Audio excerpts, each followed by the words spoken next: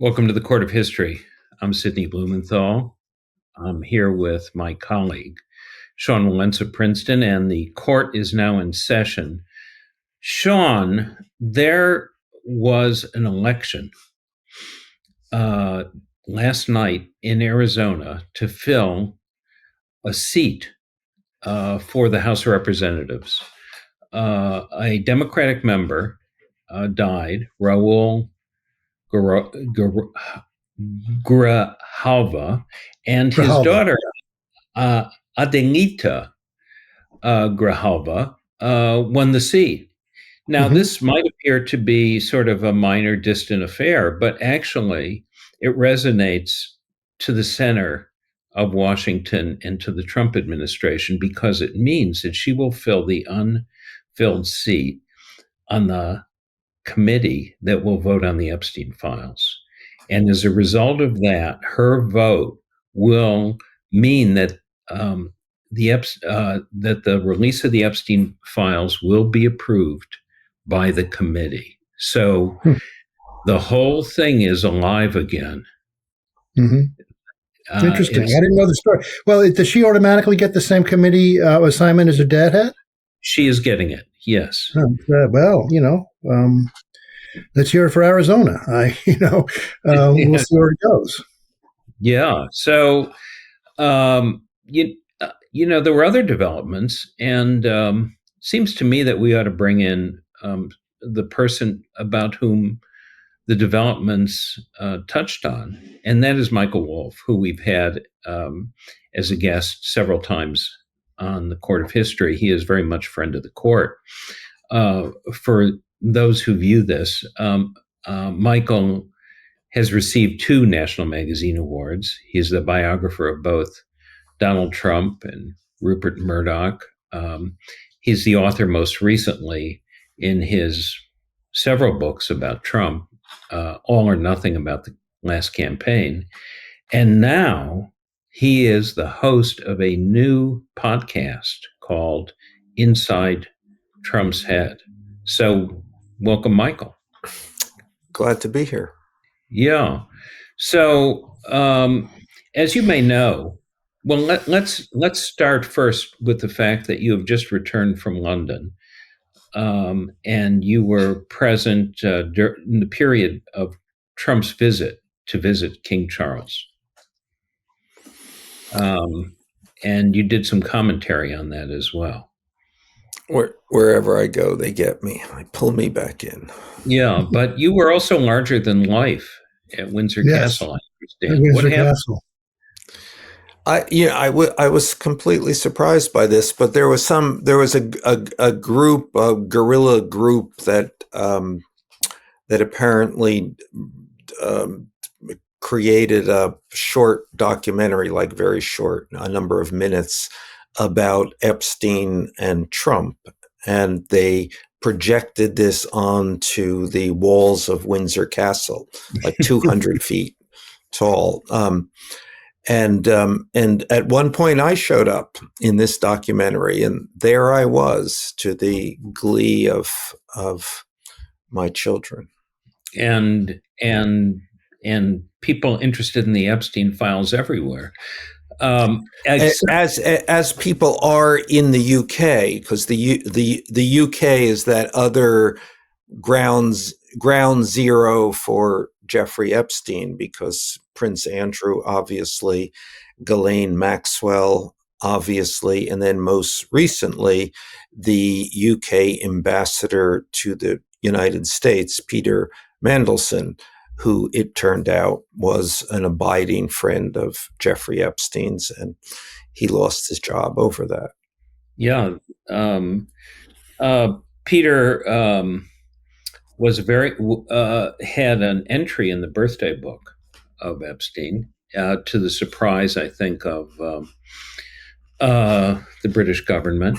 And then there's also Sarah Ferguson, too. Ah, yes, Fergie, yes. Who was taken down. Someone yet again taken down by Jeffrey Epstein. Yeah, she wrote a very apparently he threatened her, and then she wrote Well, that's what she says. I mean, I mean, what she did, what happened is that she was, Epstein was, was revealed, and he got in trouble, and she a close friend of Epstein's. I mean, Epstein had bailed her out of a series of financial difficulties, and when he got in trouble, she ran away and said he was a terrible person, and et cetera, et cetera, and then called him up and said, I really wasn't serious. You're a great person. So, and all of these emails have now come out in the last week and splashed in the British press. Yeah, and it's not gone well for her. Or Andrew, of course, is in disgrace, as we know. But Windsor Castle wasn't the only place that Michael showed up while he was away in Britain. He showed up in Washington, D.C. as well, being flashed before the entire country, and indeed before a hearing before the House of Representatives, with Kash Patel being grilled. But there was Michael once again.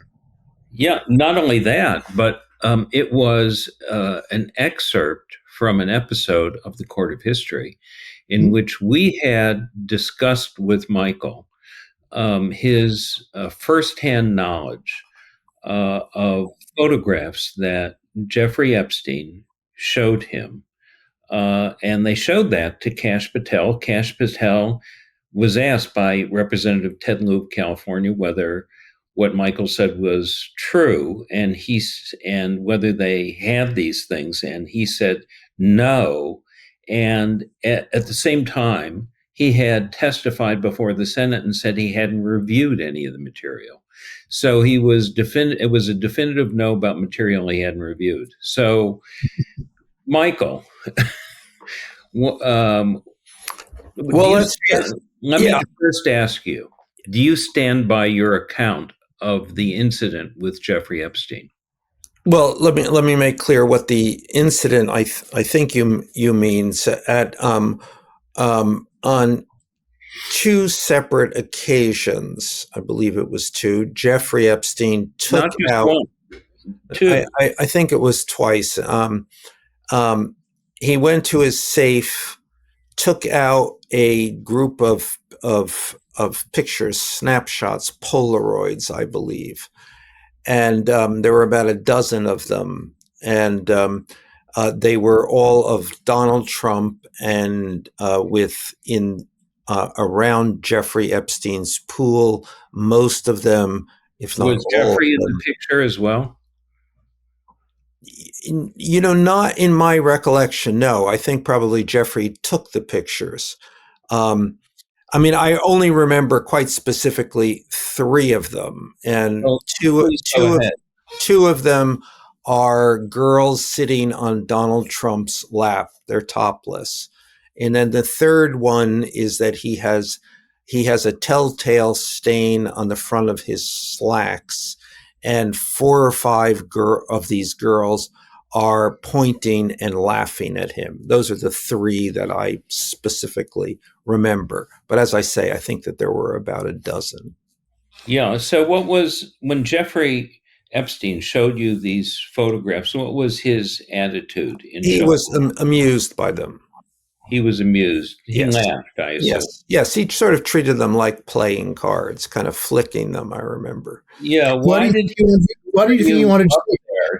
It's the second. Sean, I missed that. Why do you think he wanted you to see them? I mean, what was he trying to do? Well, this was so I was writing Fire and Fury at the time. That was my first book about Trump. So we were talking more and more and more about him and about Epstein's relationship to Trump. So I think he brought this out as a little, not so much as anything to incriminate him, but just a kind of to make fun of him, which actually in Epstein's conversation about Trump, he did a lot. Yeah. You made clear to us that Jeffrey Epstein tended to think of Trump by then as a clown. Very, very much, yes, he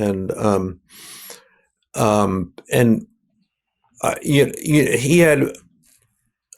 I mean, the idea that his old friend Donald Trump could have become the president of the United States was strained credulity for Jeffrey Epstein. Yeah. So there's a statue of both of them holding hands and dancing now. Yes, so on I the saw wall. it's going around. Yes, and they've removed that. Did I hear? No, it's up for a week now, Oh. and the statue says they're the closest friends. Patel says this doesn't exist, but you stand by your story. Well, yes, but let me say, so I know that I very clearly saw them. Those three that I remember, I know that they were in Jeffrey Epstein's safe. I do not know if they were in that safe when the FBI came and emptied its contents, but it would be reasonable that they would have been in that safe. Because he returned them to the safe. He after did. He showed them. He did. Yeah. So these were interesting mementos for Epstein. Yes. No. I would have. Well, again, I have no way of knowing what was actually in the safe at that point in time. And when I saw them, that would have been in 2017, possibly 18. The FBI raided Epstein's house and took what was in his safe in July 2019. Yeah. So what are we to think of Kash Patel's credibility in which he denies these exist? Well, I mean, Kash Patel, there's a lot of years have passed. I mean, it is even if they were in the safe when the FBI came, between then and now, or then and when Kash Patel became the head of the FBI, I suppose anything could have happened to them.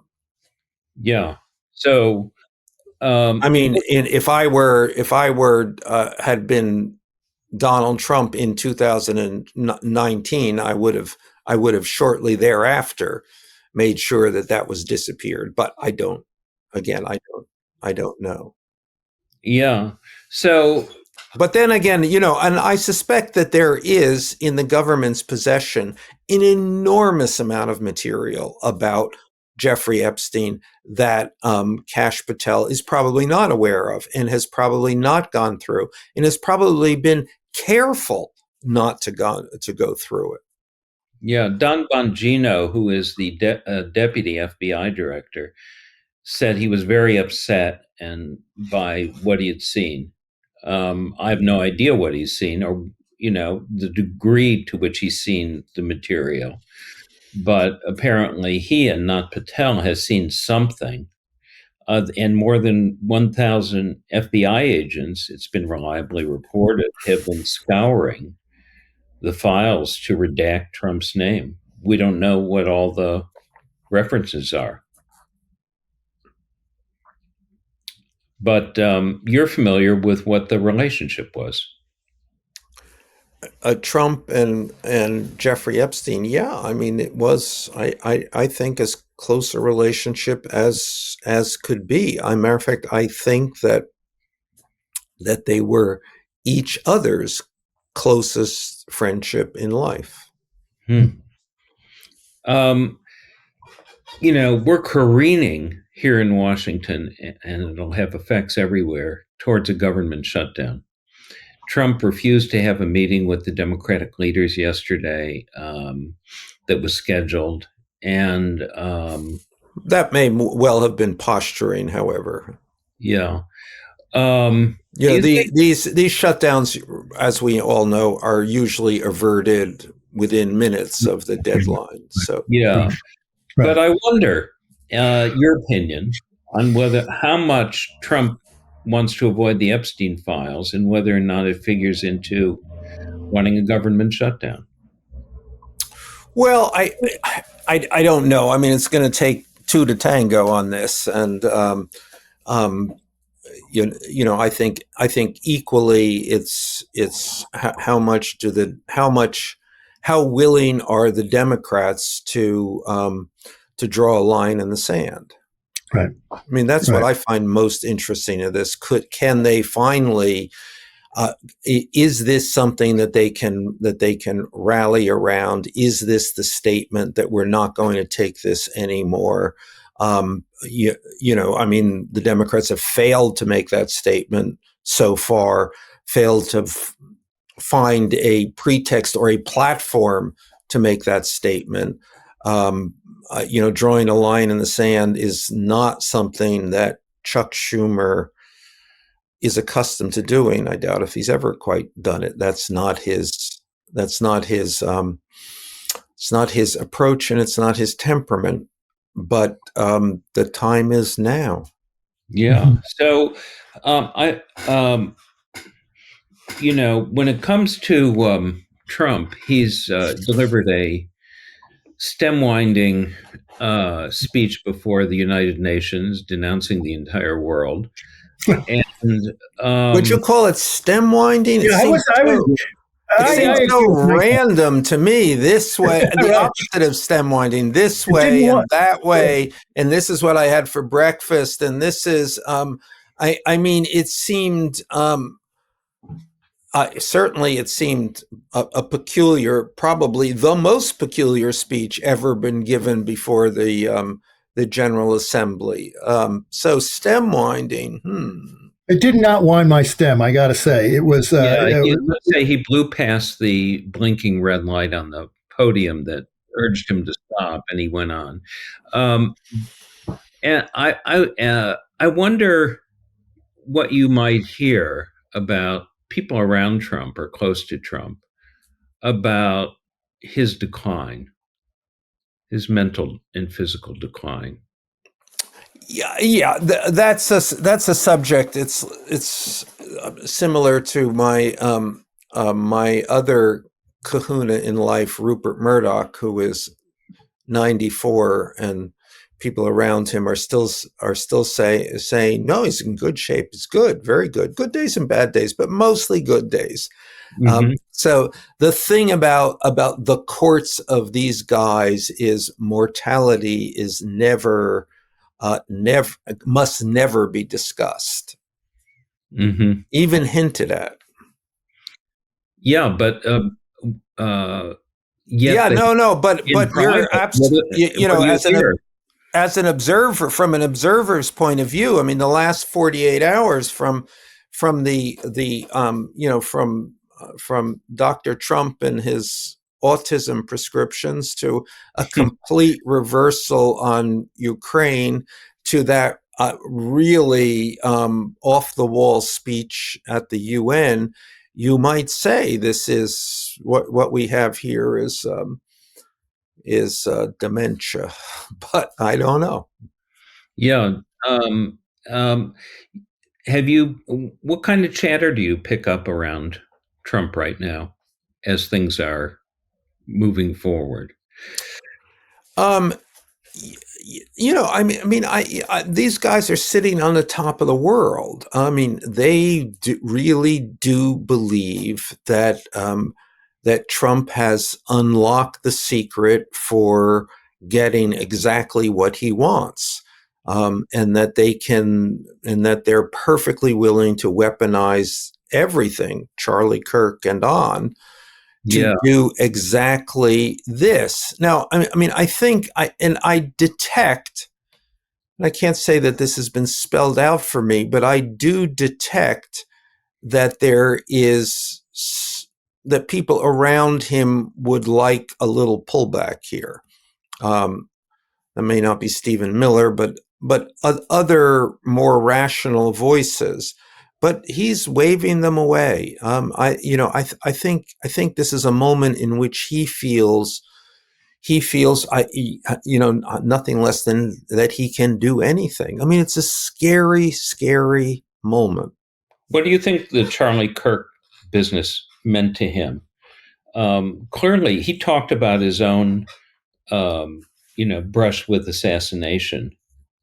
in his first remarks about that, and you bring up the question of mortality, and it turned instantly into a whole movement of vengeance and retribution.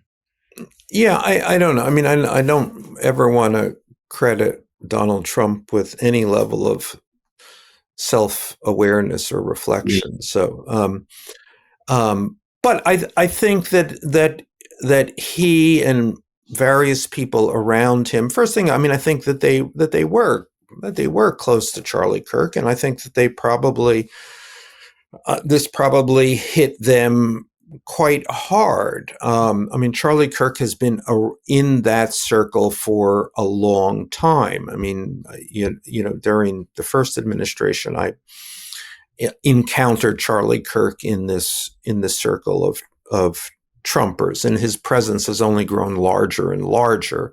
How did you encounter him? Just hanging out? Yeah, yeah. I mean, I think I was with Bannon, as I recall. I mean, not something I dwelled on. Charlie Kirk was a figure like many others, Yeah, he's floating around. trying to get attention from Donald Trump. He was, this was for him. I think of a significant moment if he could take his Turning Point USA conference and turn it into a significant event in the MAGA Trump calendar. That meant a lot, and he did accomplish that. But I think after his death, and there was a combination of genuine rage, and then the perception that this would be useful. Let's use this. Let's weaponize this in right-wing language, and use it to go after after liberals. We're just going to pin it on them. Yeah, and it gave them a martyr, right? I mean, Trump was a almost martyr, and he survived, and so he looks like he's resurrected. Yeah, no, Trump, and then there's this other thing that I think Charlie Kirk was always useful to them. I mean, Trump's probably most significant political accomplishment was that he opened a channel to, and then was able to harness the evangelical right. Right. And Charlie Kirk is a figure out of that. I mean, as I more and more as I thought about this in the last number of days, it's and especially with the memorial on over the weekend, it's you see that Charlie Kirk is not really a political figure. He's a religious figure. Right. And he's become one. They've turned him into one. He was very much a political figure. I disagree with that, Sid. I mean, I really think his issues are almost all singularly religious issues. They're all about, are you a believer in Jesus Christ? Are you a believer in the fixed place of women in society and relationships? Are you a believer in the superiority of men? I mean, these are all the religiously focused gender issues. I mean, so much of religion is often about gender. I think what Charlie Kirk did, which was really interesting, is create the pretense that he was a political figure, which is wise, because the truth is that religion is not very popular in the United States. But politics is. And so you created this, or he created this interesting inversion. You could justify your interest in Charlie Kirk by saying it's a political interest, when really he was at every point slipping in this religious message. Yeah. Well, Michael, we're going to end part one here and continue in part two. So just stay tuned, And for Sean and myself, the Court of History for now is temporarily adjourned, and we're going to return with Michael in part 2. Can't get your fill of Legal AF? Me neither. That's why we formed the Legal AF Substack. Every time we mention something in a hot take, whether it's a court filing or a oral argument, come over to the Substack. You'll find the court filing and the oral argument there, including a daily roundup that I do called, wait for it, Morning AF. What else? All the other contributors from Legal AF are there as well. We got some new reporting. We got interviews. We got ad-free versions of the podcast and hot takes. Where? Legal AF on Substack. Come over now to free subscribe.